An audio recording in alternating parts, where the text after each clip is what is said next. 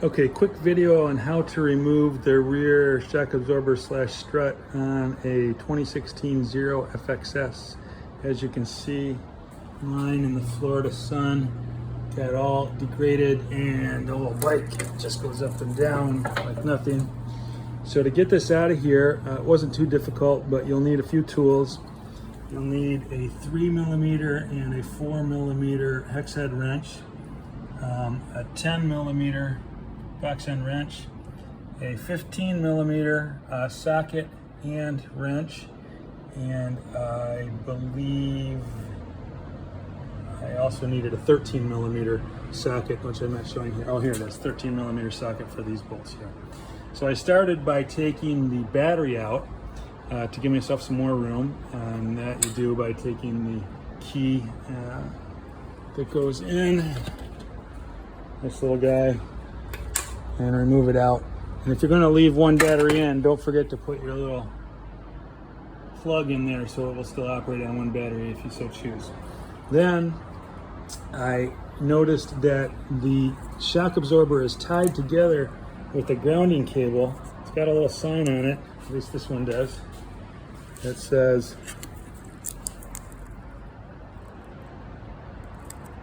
ground strap return blah blah. But it was just, interestingly, it was just zip tied to the top of this strut, which is interesting. So I took that off to get that out of the way.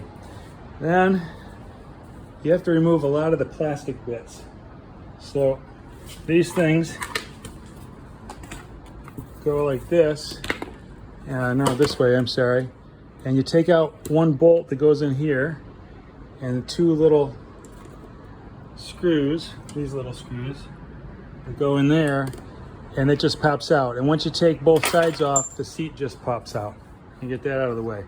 And then I moved the rear brake reservoir out of the way. I had to clip a couple of zip ties, and then you remove this with your 3mm, set it aside, and I also moved these lines out of the way so that it wouldn't get hurt when it comes out.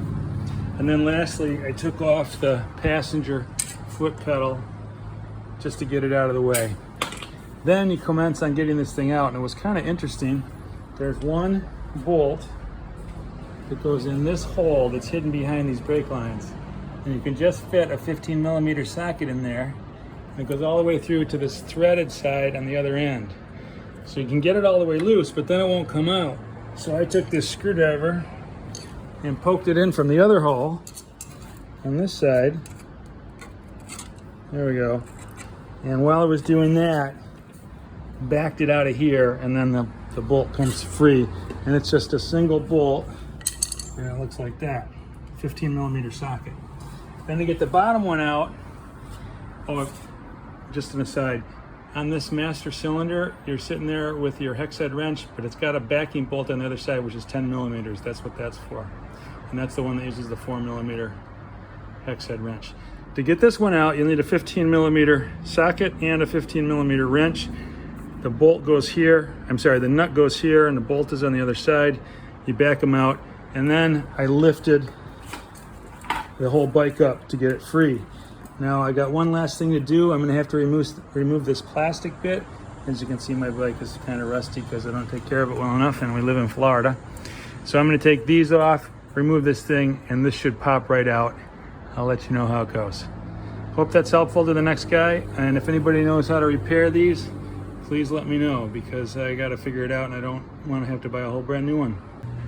So I learned a very important lesson as I pulled the strut out. The bike will sink all the way to the ground like a lowrider, and if you have your kickstand up, it's gonna lean the other way.